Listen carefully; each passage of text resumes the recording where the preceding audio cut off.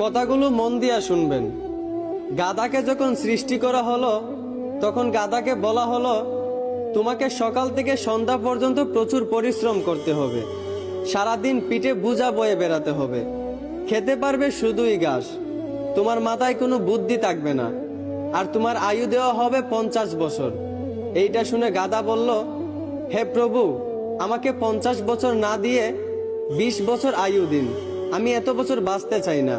সৃষ্টিকর্তা তার এই কথা মঞ্জুর করলেন। তারপর যখন কুকুরকে সৃষ্টি করা হলো তখন কুকুরকে বলা হলো, তুমি হবে মানুষের একজন কাছের বন্ধু, আর তোমার খাবার হবে মানুষের থেকে যাওয়া জুটা খাবার, আর তোমার আয়ু দেওয়া হবে 30 বছর। এইটা শুনে কুকুর সৃষ্টিকর্তার কাছে হাত জোর করে বলল, হে প্রভু, আমি 30 বছর বাঁচতে চাই না, আমাকে 30 বছর থেকে 15 বছর আয়ু দিন।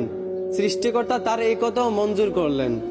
তারপর যখন বানরকে সৃষ্টি করলেন তখন বানরকে বলা হলো, তুমি শুধু এই গাছ থেকে ওই গাছে ঝুলতে থাকবে আর মানুষকে বিনোদন দেওয়ার চেষ্টা করবে, আর তোমার আয়ু দেওয়া হবে 20 বছর। এইটা শুনে বানরও হাত জোর করে সৃষ্টিকর্তার কাছে বলল, হে আল্লাহ, আমাকে 20 বছর না দিয়ে 10 বছর আয়ু দিন, আমি এত বছর বাঁচতে চাই না। সৃষ্টিকর্তা বানরের কথাও মঞ্জুর করলেন। তারপর আসলো পুরুষের পালা। পুরুষকে যখন সৃষ্টি করা হলো তখন পুরুষকে বলা হলো, তুমি হলে প্রাণীদের মধ্যে সবচেয়ে বিচক্ষণ এবং বুদ্ধিমান, এই জন্য তোমাকে প্রাণীদের শিরোমণি করা হলো, আর তোমার আয়ু দেওয়া হবে 20 বছর।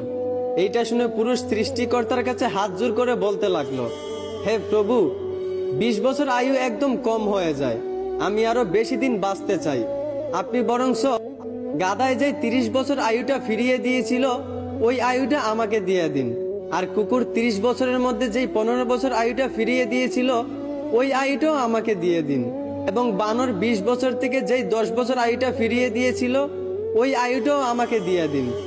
সৃষ্টিকর্তা পুরুষের এই কথাগুলো মঞ্জুর করলেন।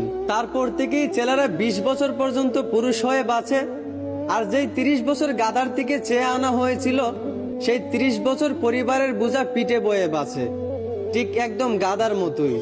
বাকি 15 বছর সন্তানরা যা দেয় তা খেয়েই বাঁচতে হয়। যেমন একটা কুকুরকে মানুষ যা দেয় তা খেয়েই বাঁচে, ঠিক তেমনি একটা পুরুষও বাকি 15 বছর এইভাবেই কাটাতে হয়, ঠিক একটা কুকুরের মতোই। আর বাকি 10 বছর পুরুষদেরকে বানরের মতোই বাঁচতে হয়। বানর যেমন এক ডাল থেকে আরেক ডালে ঝুলাঝুলি করে এবং মানুষকে বিনোদন দেয়, ঠিক তেমনি পুরুষদেরকেও বাকি 10 বছর বাঁচতে হয়, একবার ওই সন্তানের কাঁধে ঝুলে একবার ওই সন্তানের কাঁধে ঝুলে, এবং নাতিদেরকে বিনোদন দিয়ে। এইভাবেই বাকি 10 বছর বাঁচতে হয়। এইটাই পুরুষের জীবন, এইটাই বাস্তবতা।